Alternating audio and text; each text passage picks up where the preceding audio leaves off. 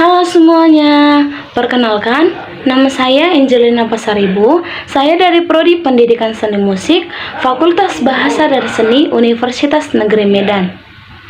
Di sini, saya akan menjelaskan seputar tentang production house.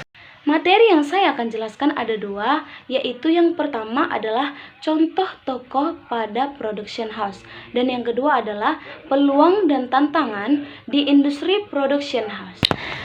Materi yang pertama itu adalah contoh tokoh dalam production house. Nah, tokoh yang pertama itu adalah direktur dari Nazen Production, sebuah production house yang berfokus pada pembuatan video komersial, marketing, dan dokumenter. Beliau ini berasal dari Palu, Sulawesi Tengah. Nah, meskipun beliau ini berlatar belakang dari pendidikan teknik sipil, beliau memiliki minat yang besar dalam dunia video itu sudah sejak beliau duduk di kelas SMP. Nah, setelah terlibat dalam produksi film yang sukses, beliau mulai mendalami dunia produksi film dan akhirnya memulai Nazen Production. Salah satu pengalaman beliau yang berkesan adalah mengerjakan proyek fundraising untuk korban bencana di Palu yang berhasil mengumpulkan 300 juta melalui video-video yang beliau buat. Berbagai proyek lain termasuk video komersial dan dokumenter dengan fokus pada dampak sosial yang bisa dihasilkan melalui karya-karya video beliau. Nah, setelah mengalami kendala-kendala administrasi saat mendapatkan proyek baru atau proyek besar, beliau menyadari betapa pentingnya mendirikan perusahaan dengan legalitas resmi atau yang disebut dengan PT. Nah, Nazen Production ini menargetkan perusahaan-perusahaan besar yang membutuhkan video komersial untuk marketing dan kampanye. Dua genre utama yang dikerjakan adalah video komersial dan dokumenter dengan fokus pada menyampaikan pesan yang kuat dalam durasi yang terbatas. Nah, produksi video dibagi menjadi 3 tahap, yaitu yang pertama adalah pre-production. Pre-production ini adalah tahap production film, televisi, atau komersial yang berlangsung sebelum syuting dimulai. Nah, production itu adalah kegiatan untuk menghasilkan suatu produk, baik barang atau jasa. Yang ketiga adalah post production, yaitu tahap produksi film di mana konten dan visual yang dihasilkan digabungkan untuk membuat sebuah film. Nah, setiap tahap memiliki tantangan tersendiri, terutama dalam menyesuaikan ide klien dengan kenyataan produksi. Salah satu proyek yang paling menantang beliau adalah film dokumenter yang melibatkan banyak pihak dan proses editing yang memakan waktu yang lama. Tantangan terbesar biasanya datang dari ide dan ekspektasi klien yang harus diwujudkan sesuai dengan anggaran dan konsep. Misalnya, ada proyek iklan yang melibatkan properti dan visualisasi yang sangat kompleks. Nah, tokoh yang kedua itu adalah seorang YouTuber yang bernama Bagas Bahari. Beliau ini bekerja di salah satu production house di Jakarta. Beliau mengatakan ini adalah tahun ketiganya bekerja di production house sebagai tim digital content and communication atau yang disingkat dengan DCC. Tugas dari divisi DCC ini adalah menghandle konten promo-promo film di sosial media, khususnya di dalam YouTube, Facebook, Twitter, dan juga Instagram. Nah, beliau ini ada di tim produksi yang terdiri dari videographer dan editor.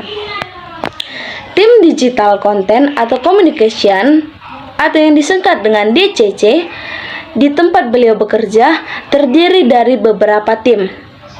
Yang pertama itu adalah tim sosial media yang bertugas untuk membuat caption, posting, bikin timeline, dan juga bikin instastory. Yang kedua, tim digital analis yang bertugas menganalisis sebuah konten dari sebuah film atau produk. Yang ketiga adalah tim produksi yang terdiri dari videographer, fotografer, dan editor. Jadi semua materi yang sudah siap akan diolah kembali oleh tim editor. Jam kerja di production house tergolong fleksibel. Tugas beliau di production house tersebut adalah mengambil konten dan membuat konten berupa video dan juga foto. Nah, menurut ini banyak pengalaman yang didapat selama beliau kerja di production house tersebut. Contohnya, bertemu dengan filmmaker dalam negeri dan mancanegara dan berkunjung ke rumah Presiden ketiga Republik Indonesia. Materi yang kedua itu adalah peluang dan tantangan di industri production house. Beberapa faktor yang mendorong perkembangan production house di era digital yaitu yang pertama adalah demokratisasi akses teknologi, yaitu perkembangan teknologi yang membuat peralatan produksi semakin terjangkau dan mudah digunakan. Nah, hal ini memungkinkan individu atau kelompok kecil untuk mendirikan production house sendiri. Yang kedua itu adalah platform distribusi online, yaitu platform yang ada seperti YouTube, Vimeo, dan berbagai layanan streaming lainnya memberikan peluang bagi kreator untuk mendistribusikan konten mereka secara global. Yang ketiga adalah permintaan pasar yang tinggi, yaitu meningkatnya konsumsi konten audiovisual oleh masyarakat mendorong pertumbuhan industri ini. Hal tersebut menjadikan industri production house di Indonesia juga memiliki banyak sangat peluang. Beberapa peluang utama yang dapat dimanfaatkan oleh production house antara lain yaitu yang pertama adalah pertumbuhan pasar digital.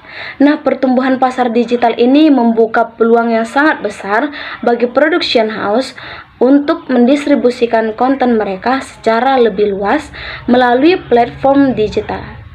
Yang kedua itu adalah kolaborasi dengan berbagai pihak.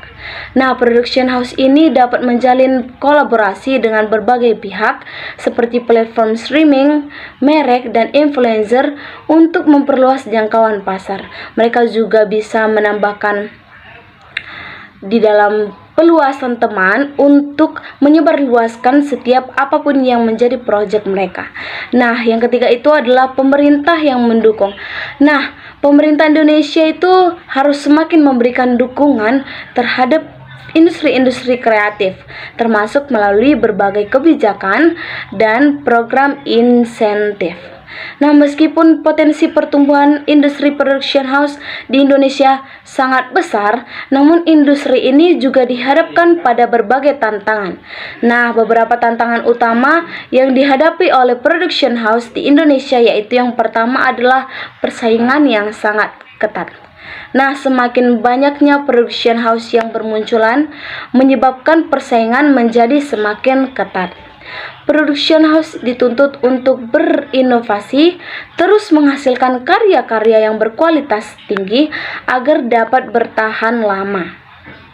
Yang kedua itu adalah kurangnya sumber daya. Nah, banyaknya production house, terutama yang masih baru, menghadapi kendala dalam hal sumber daya, baik itu sumber daya manusia maupun finansial. Yang ketiga itu adalah perlindungan hak cipta. Masalah pembajakan masih menjadi salah satu tantangan terbesar yang dihadapi oleh industri kreatif di Indonesia. Yang selanjutnya adalah perubahan perilaku konsumen. Nah, perkembangan teknologi digital telah mengubah cara konsumen untuk mengonsumsi konten. Nah, konsumen sekarang memiliki lebih banyak pilihan dan lebih mudah mengakses konten secara ilegal.